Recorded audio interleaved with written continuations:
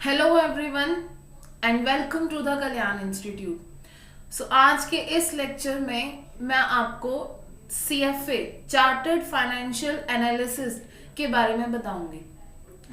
अब CFA जो ये कोर्स है हमारा 3 लेवल्स में डिवाइड है। फर्स्ट ऑफ ऑल CFA जो इंस्टीट्यूट था 1947 में बनाया गया था। 70+ ईयर्स इसको हो चुके हैं ऑलरेडी और ये पूरे ऑल ओवर इंडिया में 165 कंट्रीज में वैलिड है। ओवर 1,50,000 चार्टर्ड प्रोफेशनल होल्डर्स हैं इस डिग्री के। अगर मैं आपके जॉब प्रोफाइल की बात करूं CFA में, तो किस तरह की job, portfolio managers, equity research analyst, fund managers, wealth managers, CFOs and risk consultants, इस तरह का जॉब प्रोफाइल आपका इस प्रोफेशनल डिग्री से बनेगा। अगर आप इस CFA में इंटरेस्टेड हो तो एलिजिबिलिटी क्राइटेरिया की अगर हम बात करते हैं तो आपको US बैचलर्स या इक्विवेलेंट डिग्री, बेसिकली बैचलर्स की डिग्री होना जरूरी है आपके पास। बैचलर्स की डिग्री होना जरूरी है आपके पास at the time of registration. या फिर आप अगर अपनी बैचलर्स डिग्री के फाइनल ईयर में भी हो तब भी in that case also you can apply for registration and plus 4 years of work experience. 4 years of work experience आपको चाहिए, bachelors degree and 4 years of work experience. अगर मैं बात करूं आपके CFA में कोर्स के स्ट्रक्चर की, सो ये पूरा कोर्स आपका 3 लेवल्स में डिवाइडेड है, लेवल 1, लेवल 2 एंड लेवल 3। आप लेवल 1 पहले क्लियर करते हो, फिर लेवल 2 एंड देन लेवल 3। सो हम सब्जेक्ट्स की अगर बात करें तो कौन कौन से सब्जेक्ट्स आप इन लेवल्स में पढ़ोगे। The first one is ethical and professional standards, law, basically theoretical subject होगा आपका law. Next is quantitative methods. Quantitative methods means maths, economics, financial reporting and analysis, financial reporting and analysis, accounting standards, basically ये क्या है, accounting है आपका। Fourth one is corporate governance. Sixth equity investments. Seventh fixed income. Next derivatives, alternate investments. 10th is portfolio management. So पूरे course में आपने ये 10 topics जो हैं वो पढ़ने हैं। अब परसेंटेज को डिस्कस करने से पहले मैं आपको ये बता दूं कि आपका पेपर पैटर्न कैसा जाता है, या हम पहले परसेंटेज ही डिस्कस करते हैं। परसेंटेज इन द सेंस कि जैसे लेवल 1 में है आपको ये टोटल 10 टॉपिक्स हैं। कुछ टॉपिक्स लेवल 1 और लेवल 2 तक ही हैं, लेवल 3 में उनकी कुछ भी वेटेज नहीं है, और कुछ टॉपिक्स तीनों लेवल में है। जैसे अगर हम एथिकल एंड प्रोफेशनल स्टैंडर्ड्स की बात करें तो लेवल 1 में इसका वेटेज 15% है, लेवल 2 में भी अप्रॉक्स वेटेज 15% है, लेवल 3 में भी अप्रॉक्स वेटेज 15% है। तीनों लेवल्स में 15-15 का इक्वल परसेंटेज ये टॉपिक रख रहा है, ठीक है। सो जो आज के लेक्चर में हमने डिस्कस करना है आपका topic financial reporting and analysis, accounting के बारे में डिस्कस करेंगे हम। सो ये टॉपिक देखो आपका सिर्फ लेवल 1 एंड लेवल 2 में ही वेटेज रखता है। लेवल 1 में 15 एंड लेवल 2 में थोड़ी सी कम है, 10 to 15 की वेटेज रखता है। लेवल 3 में इस टॉपिक की कुछ भी वेटेज नहीं है। लेवल 3 में आपको इस टॉपिक से रिलेटेड कोई भी क्वेश्चन नहीं दिखेगा। अब मैम हमारा जो आज का डिस्कशन होगा वो किस पे होगा, क्या हम लेवल 1 और लेवल 2 में के बारे में, दोनों के बारे में बात करेंगे? नहीं, हम यहाँ पे लेवल 1 से शुरू करते हैं। लेवल 1 के बारे में बात करें तो लेवल 1 क्या आपका जो एग्जामिनेशन पैटर्न है, किस तरह के क्वेश्चंस आते हैं आपको टोटल 180 मल्टीपल चॉइस क्वेश्चंस पूछे जाते हैं इस लेवल में। ये जो 180 क्वेश्चंस हैं ये आपके 2 सेशंस में होंगे। 180 मल्टीपल चॉइस क्वेश्चंस आपको 2 सेशंस में पूछे जाएंगे और हर एक सेशन में 90 एमसीक्यूज होंगे आपके पास। यानी कि मैं ये कह सकती हूँ कि लेवल 1 आपका टोटली ऑब्जेक्टिव है, टोटली ऑब्जेक्टिव है।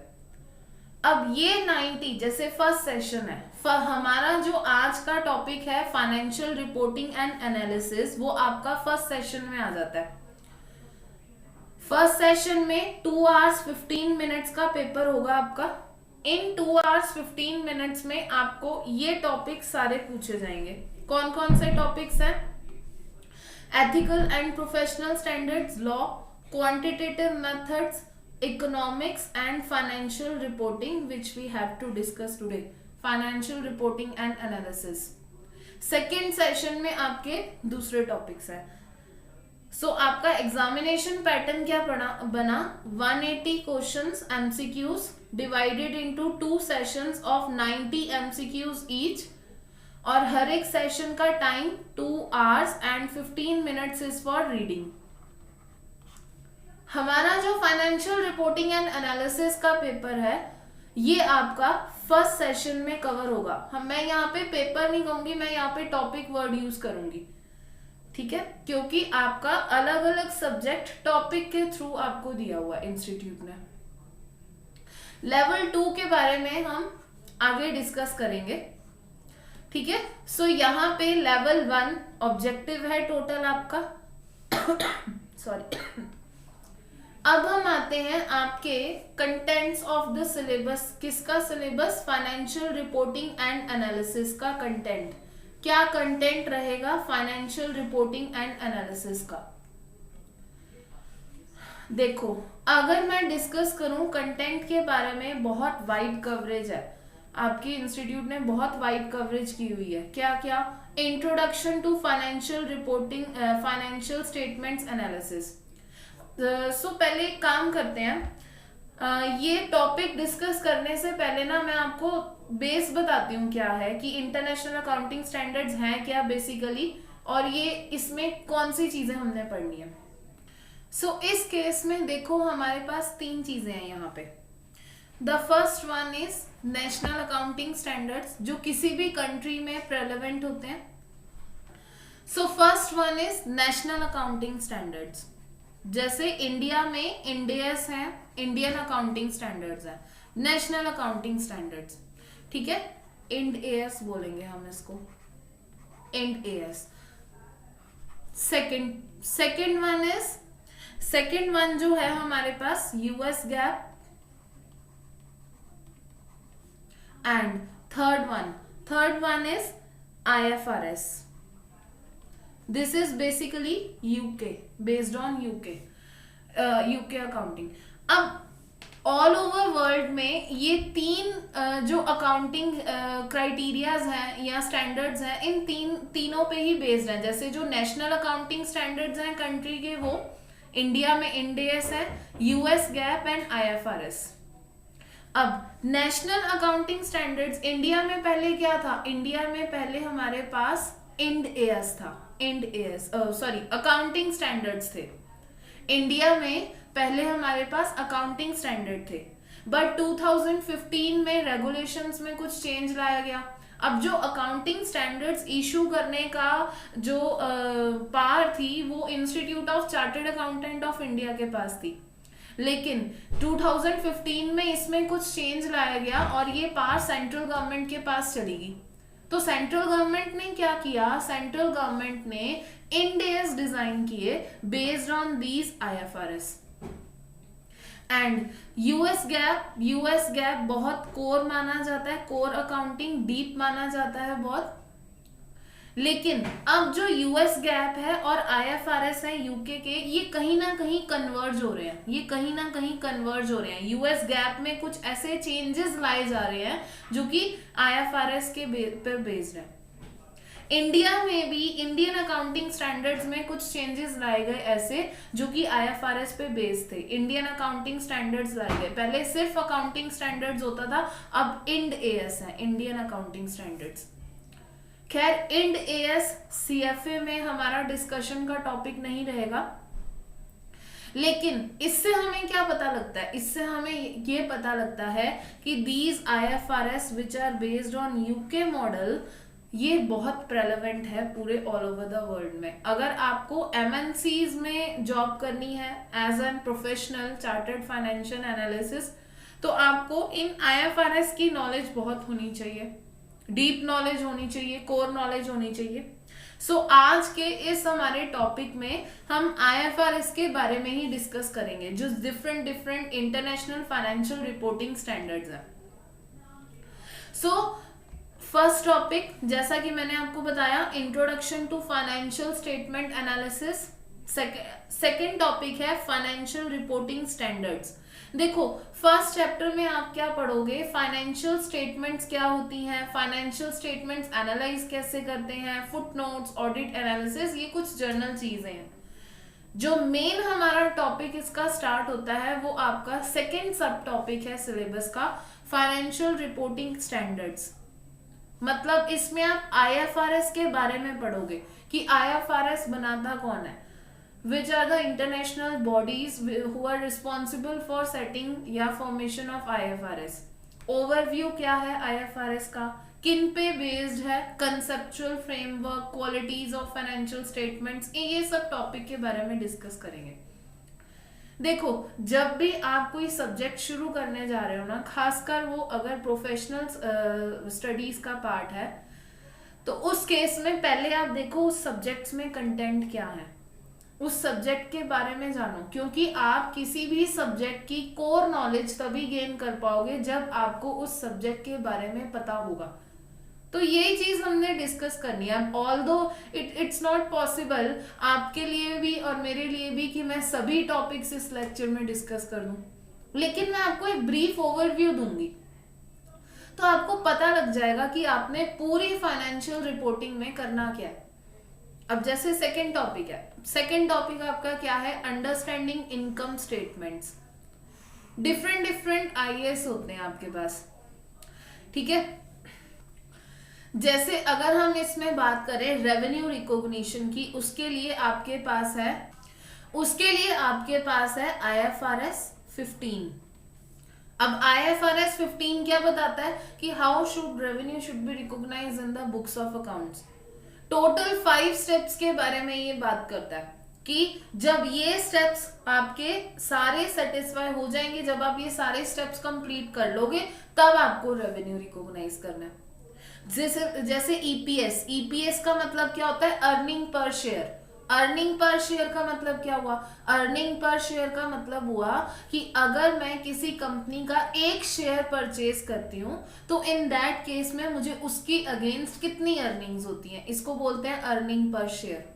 सो इसके बारे में हम पढ़ेंगे सॉरी IAS 33 में 33 के डिस्कशन करेंगे। कॉमन साइज इनकम स्टेटमेंट्स, मतलब मुझे जब कंपैरेटिव स्टेटमेंट्स बनानी है। जैसे नेक्स्ट टॉपिक अब आपका क्या है, नेक्स्ट टॉपिक है अंडरस्टैंडिंग बैलेंस शीट आइटम्स। अब देखो बैलेंस शीट जब भी आप प्रिपेयर करते हो तो बैलेंस शीट में क्या क्या चीजें लिखते हो, बैलेंस शीट में लिखते हो आप non current assets, current assets, current liabilities, non current liabilities and equity.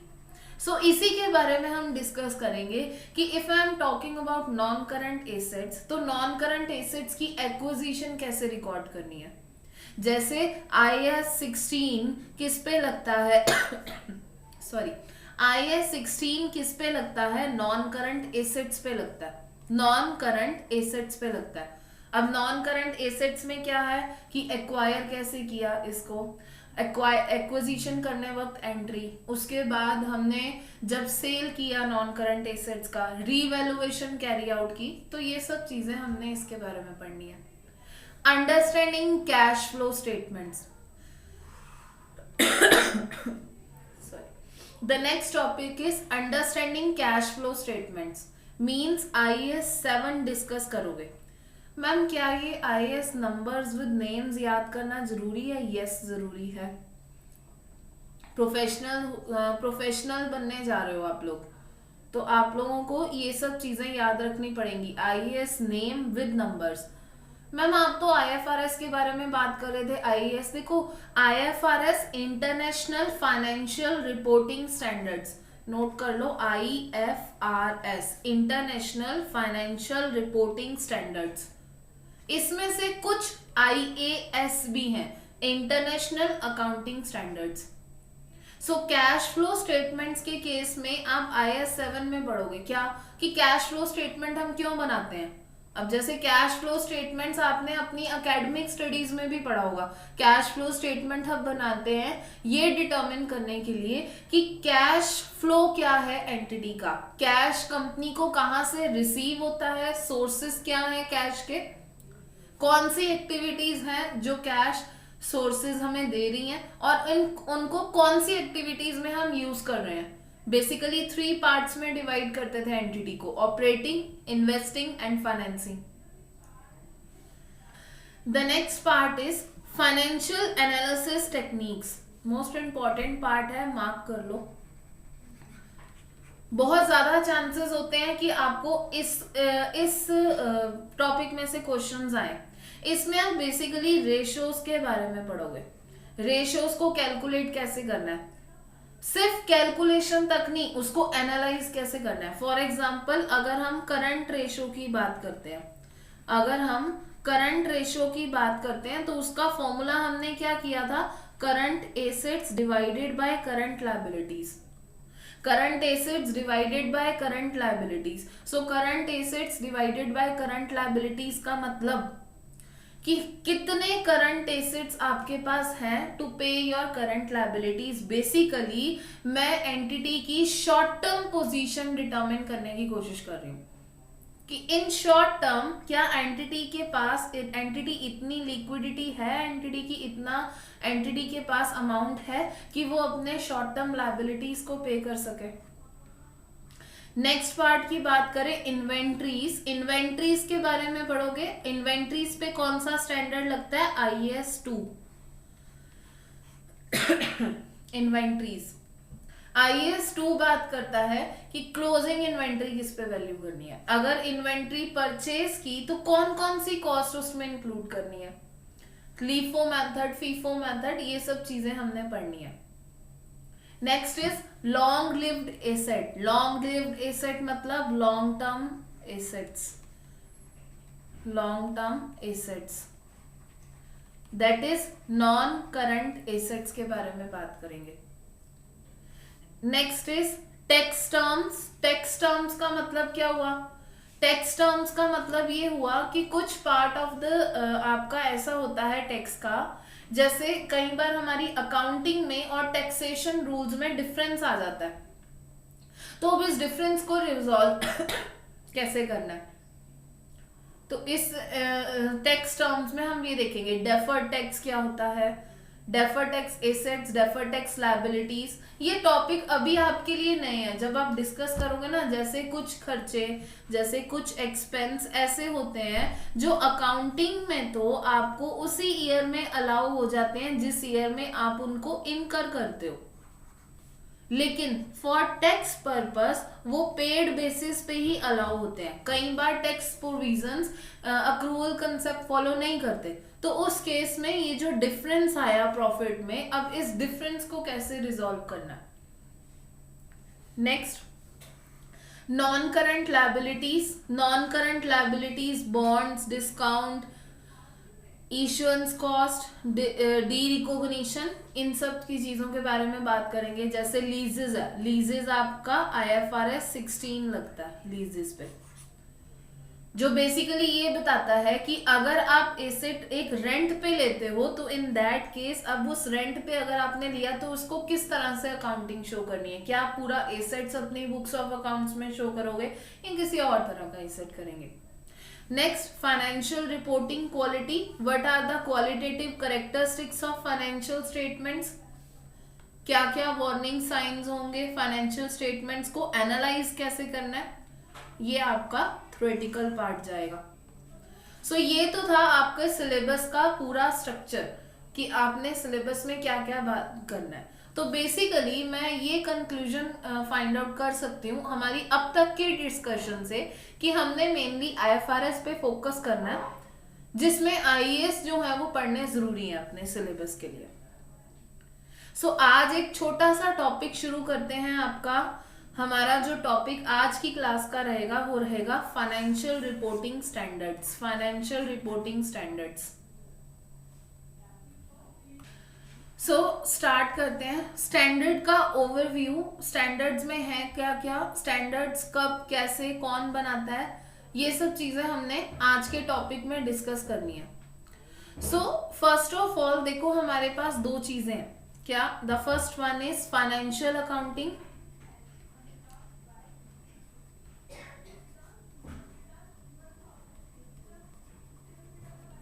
Second one is management accounting. पहले तो हमें इन दोनों अकाउंटिंग के बीच में डिफरेंस समझना पड़ेगा कि management accounting and financial accounting में डिफरेंस क्या है।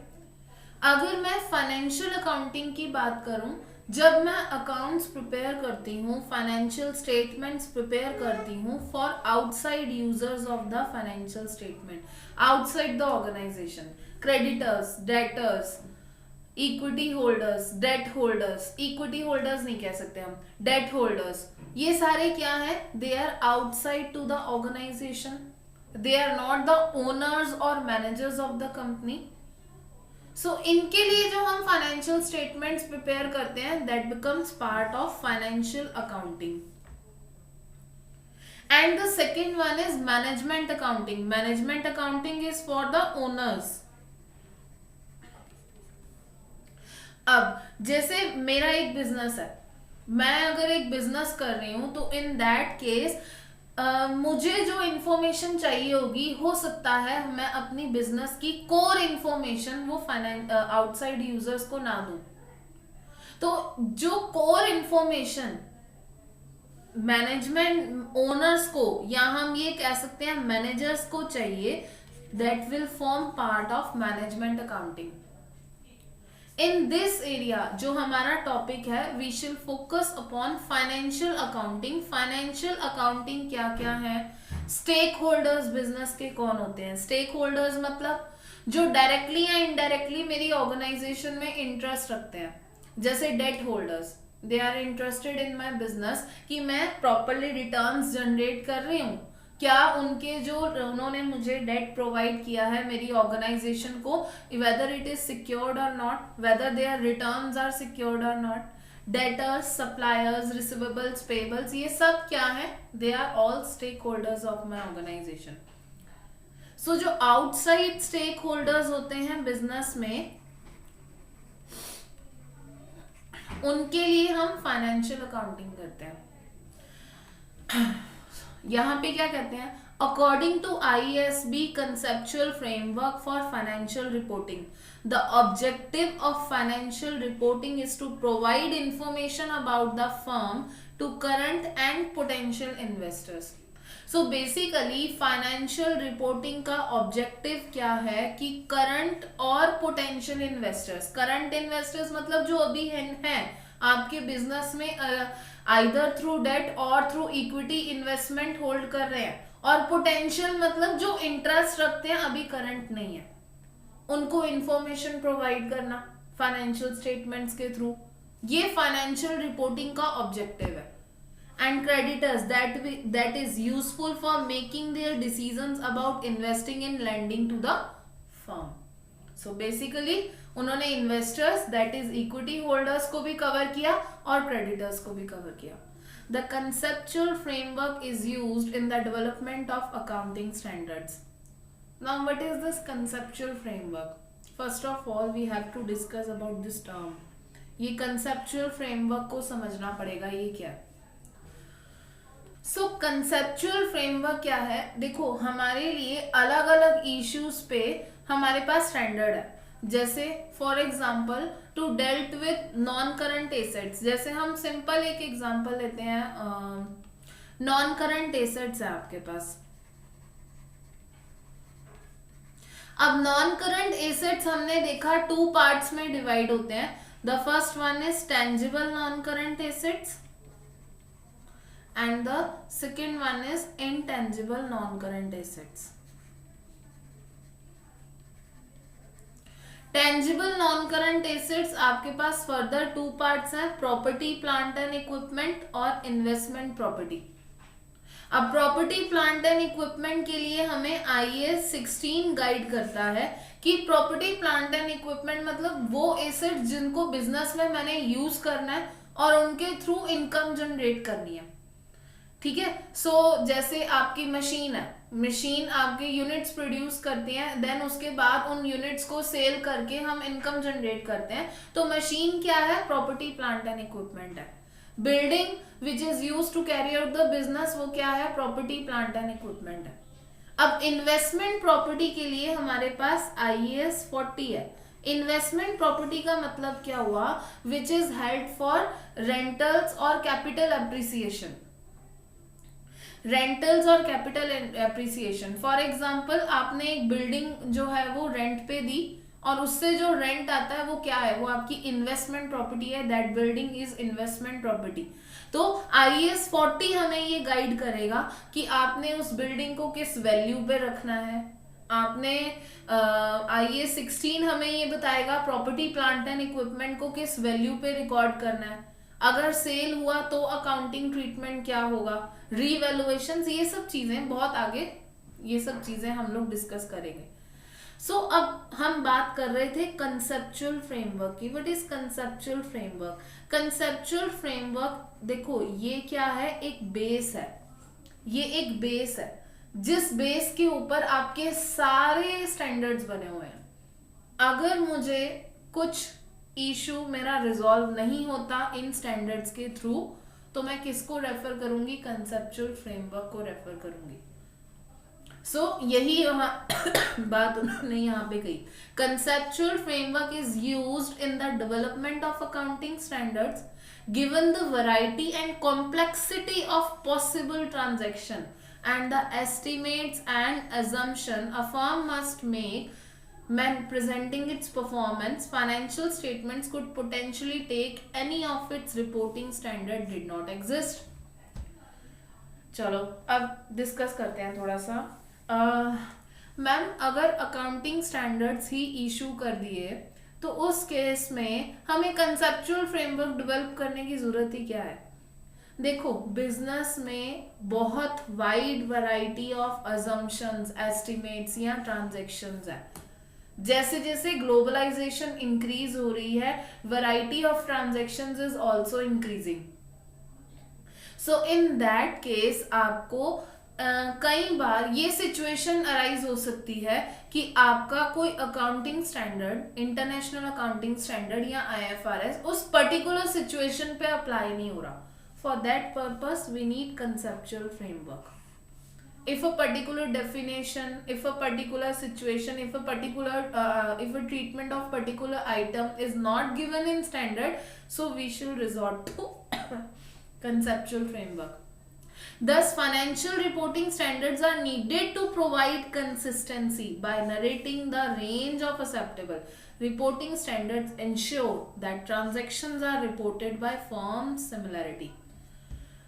सो conceptual framework plus financial reporting standards, इसका पर्पस क्या था कि जैसे जैसे ग्लोबलाइजेशन इंक्रीज हो रही है, अब इंडियन कंपनीज फॉरेन इन्वेस्टर्स के पास जा रही हैं for capital purpose, capital raise करने के लिए, या बाहर के कंपनीज जो आउटसाइड कंट्रीज की कंपनीज हैं वो इंडिया के पास आ रही हैं, इंडियन इन्वेस्टर के पास आ रही हैं। सो जो ये इंडियन इन्वेस्टर्स या आउटसाइड कंपनीज हैं या वाइस वर्सा, ये दोनों एक दूसरे की फाइनेंशियल स्टेटमेंट्स को किस तरह से समझेंगे? Through international financial reporting standards. एक कॉमन प्लेटफॉर्म पे बेसिकली लेके आना अपनी फाइनेंशियल स्टेटमेंट्स को, so that all over the world जितने भी स्टेक होल्डर्स हैं हमारे, वो मेरी फाइनेंशियल स्टेटमेंट्स को समझ पाए, अंडरस्टैंड कर पाए एंड अकॉर्डिंगली डिसीजन ले पाए कि क्या इस कंपनी में इन्वेस्ट करना चाहिए या नहीं। अब नेक्स्ट बात करते हैं स्टैंडर्ड सेटिंग बॉडीज की। Standard setting bodies are professional organization of accountants and auditors that establish financial reporting standards. मतलब स्टैंडर्ड सेटिंग बॉडीज क्या हुआ, किसी भी कंट्री में जो स्टैंडर्ड्स बनाती हैं वो अकाउंटेंट्स और ऑडिटर्स का जो एसोसिएशन है उसको हम स्टैंडर्ड सेटिंग बॉडीज कहते हैं। रेगुलेटरी अथॉरिटीज मतलब जो वेरियस लॉ रेगुलेशंस के अंडर बनी होती हैं, जैसे स्टॉक एक्सचेंज हो गया, इंडिया में स्टॉक एक्सचेंज है, रेगुलेशंस के अंडर बना हुआ है, एक्ट के अंडर बना हुआ है, सो ये रेगुलेटरी अथॉरिटीज आ गया। अब इन स्टैंडर्ड सेटिंग बॉडीज का या रेगुलेटरी अथॉरिटीज का रोल क्या है, roles of financial reporting in establishing and enforcing financial standards, इनमें फाइनेंशियल स्टैंडर्ड्स रिपोर्टिंग स्टैंडर्ड्स जो है वो बनाने हैं और इन्फोर्स करवाने हैं। जैसे नेशनल स्टैंडर्ड सेटर्स जो है उनका क्या रोल है, उन्होंने फाइनेंशियल रिपोर्टिंग स्टैंडर्ड्स बनाने हैं और अकॉर्डिंगली रिपोर्टिंग देनी है। सो बेसिकली जो two bodies international financial reporting standards के लिए प्रेलेवेंट हैं वो कौन कौन सी हैं? The two primary standard setting bodies are financial accounting standards FASB and international accounting standard board, international accounting standard board. So ये FASB क्या है? ये बेसिकली यूनाइटेड स्टेट्स का नेशनल स्टैंडर्ड सेटर है, यूनाइटेड स्टेट्स का नेशनल स्टैंडर्ड सेटर है जो US GAAP बनाता है। और outside the US international accounting standard board है जो basically international financial reporting standards बनाता है। FASB is responsible only for US gap and International Accounting Standard Board is responsible for formulating international accounting financial reporting standards.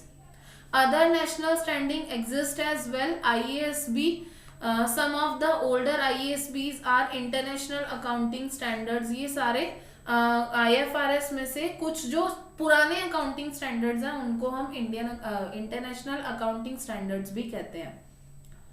ठीक है। अब regulatories authorities में जैसा कि मैंने बताया securities and exchange commission in United states, ये रेगुलेटरी अथॉरिटी किसकी? यूएस की। And financial conduct activity in United kingdom established by national governments, regulative authority जो national governments होती हैं of that particular entity वो establish करती हैं। So next हम बात करते हैं financial reporting framework के बारे में। The ideas on which IASB bases its standards are expressed in conceptual framework for financial reporting। मैंने आपको बताया, देखो जो ये बेसिकली कंसेप्चुअल फ्रेमवर्क था ना वो 2010 में आया था, IASB ने इशू किया था, बट 2018 में इसको रिवाइज किया गया और IASB इस पूरे कंसेप्चुअल फ्रेमवर्क के ऊपर काम करता है, इसी को बेस लेके वो स्टैंडर्ड्स आगे बनाता है। अब IAS जो हमारा कंसेप्चुअल फ्रेमवर्क है वो क्या कहता है? वो ये कहता है कि जब भी आप फाइनेंशियल स्टेटमेंट्स बना रहे हो, देखो मैं बार बार वर्ड यूज कर रही हूँ financial statements, financial statements. Financial statements में कौन कौन सी चीजें इंक्लूड की जाती हैं? Primarily whenever I am talking about financial statements, तो दैट मीन्स आप बात कर रहे हो स्टेटमेंट ऑफ प्रॉफिट और loss, statement of profit and loss account. Second one is statement of financial position जिसको हम बैलेंस शीट भी कहते हैं। Third one is statement of changes in equity, statement of changes in equity. Fourth, statement of cash flows. Fifth, notes to accounts, notes to accounts.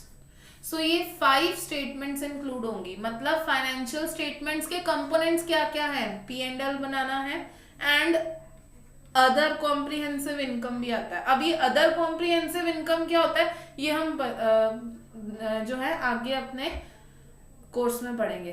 अब statement of financial position, statement of changes in equity, ये सारे elements हम एक एक करके discuss करेंगे। So financial statements के, अब देखो आप क्या फाइनेंशियल स्टेटमेंट्स बनाने जा रहे हो, फाइनेंशियल स्टेटमेंट्स के कैरेक्टरिस्टिक्स क्या क्या होने चाहिए। देखो बेसिकली फाइनेंशियल स्टेटमेंट्स के कैरेक्टरिस्टिक्स को 2 पार्ट्स में डिवाइड किया गया। The first one is fundamental characteristics, the second one is enhancing characteristics. Fundamental characteristics का मतलब क्या हुआ, these are the basic qualities that the financial statement should possess. Enhancing मतलब वो क्वालिटीज जो इन्हीं को इनहैंस करेंगी। जैसे फर्स्ट वन है रेलेवेंस। रेलेवेंस मतलब all relevant information should be presented in the financial statement. Financial statements are relevant if the information in them can influence users' economic decision or affect users' evaluation of past events or forecast future events. For example एक example लेते हैं, आपको relevance का idea होगा उससे कि क्या relevance में किस बारे में बात कर रही हूँ। रेलेवेंस फॉर एग्जाम्पल हम एक कंपनी ढूंढ रहे हैं इन्वेस्ट करने के लिए, ठीक है। अगर हम एक कंपनी ढूंढ रहे हैं for the purpose of investment, आपको मैंने एक कंपनी ऑप्शन दी, ए इनकॉर्पोरेशन लिमिटेड। अब इस ए कंपनी की खासियत क्या है, this company is declaring dividend from past 3 years। This company is declaring dividend from past 3 years. So जैसे ही आप ये सुनोगे, अच्छा 3 years से डिविडेंड दे रही है कंपनी, डिक्लेयरिंग डिविडेंड, आपका इंटरेस्ट इस कंपनी में पैदा हो जाएगा। आप कहोगे हाँ देखते हैं, इस कंपनी में इन्वेस्ट कर सकते हैं हम। लेकिन मैंने आपको बाद में एक और इंफॉर्मेशन बताई कि कंपनी पिछले 3 years में इसमें लॉसेस में है ये कंपनी, और ये लॉसेस में कंपनी जो है, जो ये डिविडेंड डिक्लेयर कर रही है, this is declaring through it's reserve. तो फिर आपका इंटरेस्ट थोड़ा कम हो जाएगा। मतलब ये जो रेलेवेंट इंफॉर्मेशन थी वो तो मैंने आपको बाद में दी।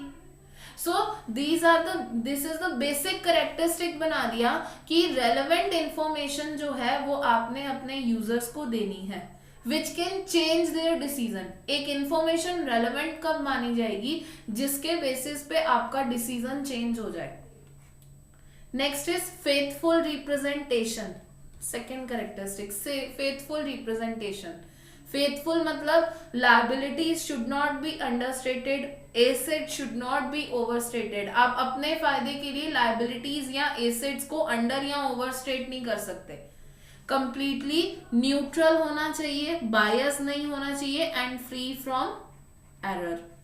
These are the 2 basic fundamental qualities that the financial statement should possess. Which are these qualities? Relevance and faithful representation. अब हम बात करते हैं अगर इनहैंसिंग क्वालिटेटिव कैरेक्टरिस्टिक की, तो इनहैंसिंग क्वालिटेटिव कैरेक्टरिस्टिक में आपके पास है कंपेरेबिलिटी। कंपेरेबिलिटी मतलब your financial statement should be comparable through yourself also and through with another.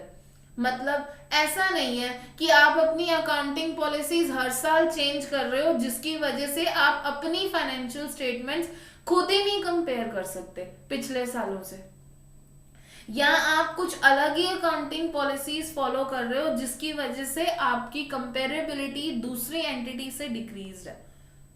Verifiability मतलब जो भी इंफॉर्मेशन आप प्रेजेंट कर रहे हो अपनी फाइनेंशियल स्टेटमेंट्स में, that should be verifiable. Source क्या है इंफॉर्मेशन का? वेरीफाइबल। टाइमलीनेस, टाइमलीनेस आपकी कौन सी क्वालिटेटिव कैरेक्टरिस्टिक को इंक्रीज करेगा? टाइमलीनेस जो है ये रेलेवेंस कैरेक्टरिस्टिक को इंक्रीज करेगा। इंफॉर्मेशन जो भी प्रेजेंट कर रहे हो वो टाइम पर दो। जितनी इंफॉर्मेशन ओल्ड होती जाएगी उतनी ज्यादा उसका रेलेवेंस डिक्रीज होता जाएगा।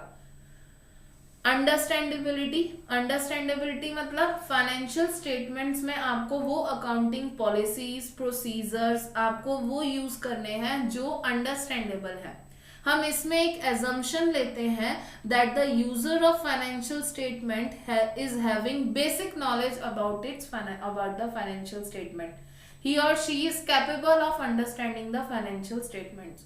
उसको जनरल रूल्स पता है। सो ये सारी थी आपकी क्वालिटेटिव कैरेक्टरिस्टिक्स। क्या क्या? Basically there are two qualitative characteristics, one is fundamental and one is enhancing. Fundamental qualitative characteristics are the basic qualitative characteristics which the financial statement should possess. These are relevance and faithful representation. Then is enhancing qualitative characteristic. The main aim of enhancing qualitative characteristic, as the name suggests, key is to enhance the basic qualitative qualities of the financial statements. Enhancing qualitative characteristics are comparability, verifiability, timeliness and understandability.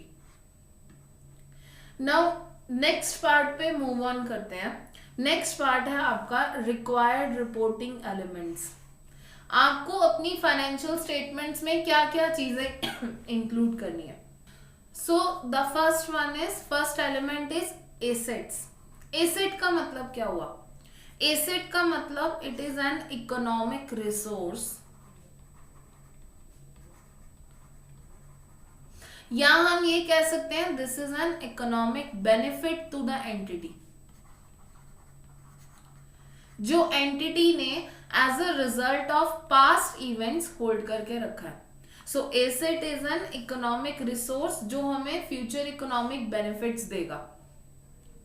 Then what is liabilities? Whenever I am talking about liabilities means I am talking about obligations of the entity. अब ये obligations की वजह से आपके resources का outflow होगा, economic resources का outflow होगा due to some past events. So asset is what? It is an economic resource that will provide future economic benefits to the entity in any form, either in form of cash or in form of any other income. और liabilities का मतलब obligations which have to be filled by the entity. Then what is equity? What is equity?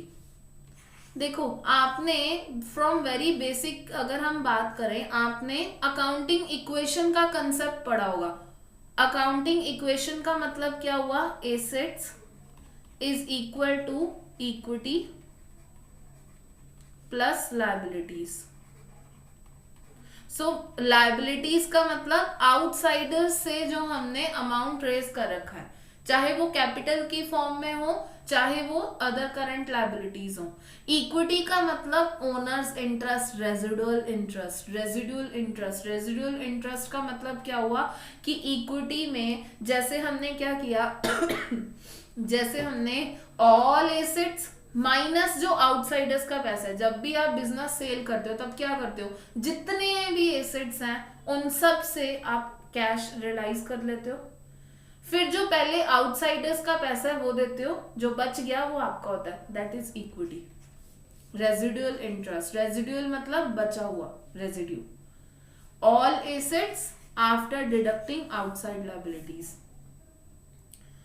सो हमारी balance sheet के ये 3 components होते हैं, assets, liabilities and equity.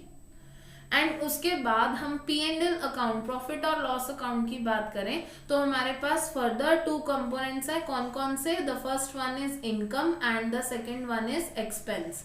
The first one is income, the second one is expense. अब income का मतलब क्या हुआ? जिससे आपके इकोनॉमिक बेनिफिट्स इंक्रीज हो रहे हैं, मतलब आपके एसेट्स इंक्रीज हो रहे हैं या लायबिलिटी डिक्रीज हो रही है। कोई भी ऐसा इवेंट, सेल हुई, एसेट कैश बढ़ेगा, ठीक है, या और अल्टीमेटली ओनर्स इक्विटी इंक्रीज हो रहा है, जो हम एंड रिजल्ट देखते हैं। देखो इनकम का मतलब कोई भी ऐसा ट्रांजैक्शन, कोई भी ऐसा इवेंट हुआ जिससे आपके इकोनॉमिक बेनिफिट इंक्रीज हुए, जिसकी वजह से आपका या तो एसेट इंक्रीज हो गया या लायबिलिटी डिक्रीज हो गई, और अल्टीमेटली ओनर की जो इक्विटी है वो बढ़ गई। जैसे सेल करने से आपका प्रॉफिट आया, प्रॉफिट ऐड हुआ इक्विटी में, अल्टीमेटली ओनर्स इक्विटी बढ़ गई। और एक्सपेंस का मतलब क्या हुआ? एक्सपेंस का मतलब इससे उल्टा, decrease in economic benefit. Rent पे किया, कैश बढ़ा, कैश कम हुआ, डिक्रीज इन एसेट और इंक्रीज इन लायबिलिटी, जिसकी वजह से आपका इक्विटी का जो पार्ट है वो डिक्रीज होता है। ठीक है। हाँ, हम इसमें distribution to owners, distribution to owners मतलब डिविडेंड। डिविडेंड देखो, हमारे पास दो चीजें होती हैं। क्या? The first one is dividend and expenses. थोड़ी सी डिस्कशन इन पे करते हैं, एक्सपेंसेस एंड डिविडेंड। एक्सपेंसेस को हम कहते हैं डिडक्शन ऑफ प्रॉफिट।